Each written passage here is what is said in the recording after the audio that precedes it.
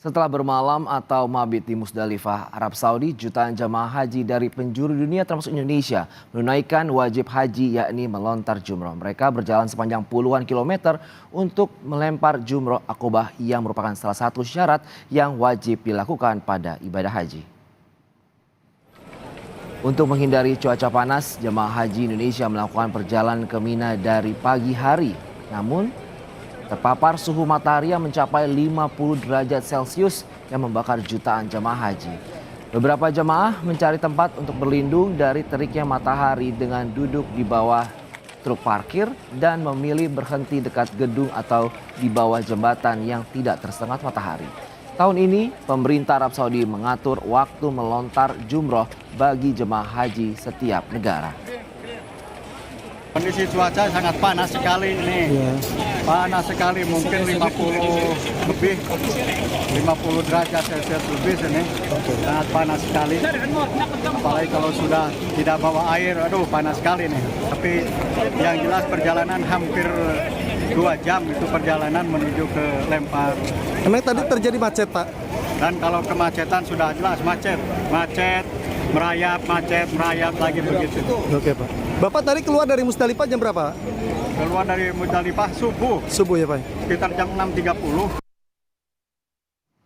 Dan untuk mengetahui kondisi terkini jemaah haji saat ini sudah bergabung dengan jurnalis Kompas TV Imron Fahim di Mekah, Arab Saudi. Selamat pagi waktu Indonesia. Assalamualaikum, Haji Imron. Waalaikumsalam, Andre. Bagaimana pengaturan jemaah haji Indonesia di fase Mina ini? Ya, saat ini memang konsentrasi pelayanan haji ini fokus di Mina, di mana Mina ini memang lebih berat ya dibanding dengan pelayanan haji di fase wukuf di Arafah maupun mabit di Musdalifah. Karena di Mina ini jamaah haji akan tinggal kurang lebih selama 4 hari, di mana jamaah mulai tiba di Mina ini sejak kemarin pasca mabit di Musdalifah itu sudah tinggal di Mina dan nantinya akan berakhir pada 13 Dzulhijjah atau 19 Juni. Ini artinya jamaah haji cukup panjang waktunya untuk tinggal di Mina sehingga pelayanan haji maupun pembinaan, pendampingan, perlindungan yang diberikan kepada jamaah haji Indonesia juga membutuhkan energi yang harus ekstra lebih. Selain mabit di Mina, ini jamaah haji juga melakukan aktivitas lempar jumroh. Lempar jumroh ini dilakukan sejak kemarin dengan diawali lempar jumroh akobah dan di hari ini merupakan hari tasyrik pertama ya, yang ini nantinya akan dimanfaatkan oleh jamaah haji untuk melakukan lempar jumroh lengkap 3 kali, mulai dari wula, wusto, dan akobah. Bagi jamaah yang akan memilih nafar awal, mereka akan melakukan lempar jumroh hanya 2 hari saja, yakni pada tanggal 11, 12. Namun bagi jamaah yang memilih nafar sani, mereka akan melakukan lempar jumroh selama 3 hari berturut-turut, yakni sejak tanggal 13, 12, hingga 13 Dzulhijjah.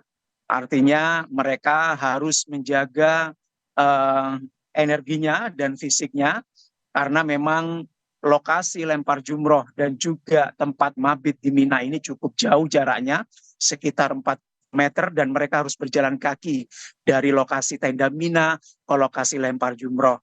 Ini kondisi yang harus diperhatikan oleh jamaah haji Indonesia, terutama di waktu-waktu yang sudah ditentukan oleh pemerintah Arab Saudi dan juga oleh penyelenggara ibadah haji Indonesia, di mana ada waktu-waktu yang tidak boleh dilakukan lempar jumroh, yakni yang pertama pada tanggal 10 Dzulhijjah kemarin itu ada larangan, yakni tidak boleh melempar jumroh pada pukul 4 pagi hingga 10 pagi.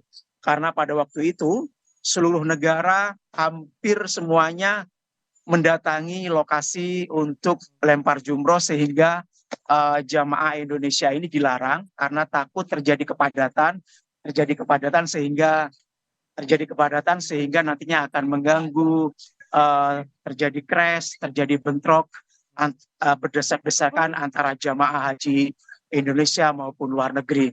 Kemudian di tanggal 11 Dzulhijjah, 12 Dzulhijjah, dan 13 Dzulhijjah yang perlu diperhatikan adalah di waktu subuh, di waktu duha ini dihimbau tidak melakukan lempar jumroh karena di waktu-waktu itu jamaah haji seluruh dunia cukup padat sehingga mereka dihimbau untuk tidak melakukan lempar jumroh di pagi hari. Himbauannya mereka lebih melakukan lempar jumroh di sore maupun di tengah malam ataupun di saat cuaca dingin. Kemudian ini merupakan akhir ya untuk jamaah haji Indonesia melakukan ritual haji.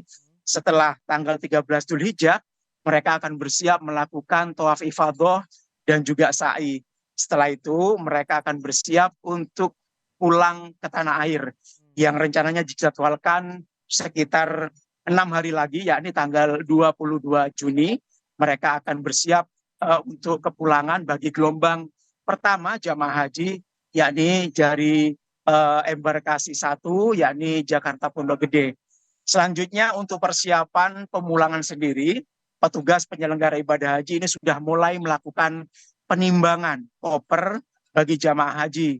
Ini yang perlu diperhatikan oleh jamaah haji, yakni jamaah haji tidak boleh membawa koper dengan berat lebih dari 32 kg. Jadi batas akhir dari barang bawaan jamaah haji saat pulang itu harus 32 kg. Di atas itu akan kena tambahan biaya. Selain itu jamaah haji tidak boleh membawa air zam-zam di dalam koper karena saat akan masuk ke pesawat nanti akan ada razia. Jika ditemukan akan berurusan panjang dengan pihak imigrasi maupun pihak penerbangan di Bandara Jeddah, Arab Saudi. Demikian yang dapat kami laporkan dari Mekah, Arab Saudi. Kembali ke Anda di studio, Andre. Baik, Fahim Imron melaporkan langsung dari Arab Saudi di mana pemerintah Arab Saudi membagi waktu untuk jemaah-jemaah di tiap negara untuk mengurai kepadatan di sana saat melakukan lempar jumroh. Terima kasih, selamat bertugas kembali, Imron.